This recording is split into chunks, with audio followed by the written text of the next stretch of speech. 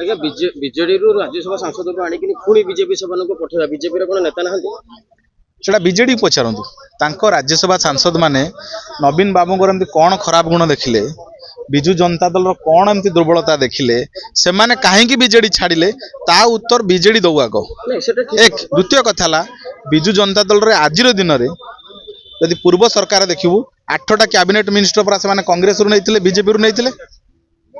ରାଜନୀତିରେ ଦଳ ବଦଳ ନୂଆ କଥା ନୁହେଁ, ରାଜନୀତିରେ ଏଟା ପ୍ରକ୍ରିୟା। ଆପଣ କଂଗ୍ରେସର 3ଟା ଚିଫ ମିନିଷ୍ଟର ଅଛନ୍ତି ଦେଶରେ, 2ଟା ଚିଫ ମିନିଷ୍ଟର ଜଣେ ଟିଡିପିରୁ ଯାଇଛି, ଜଣେ ଜନତା ଦଳରୁ ଯାଇଛି, କଂଗ୍ରେସର ନେତା ନୁହନ୍ତି।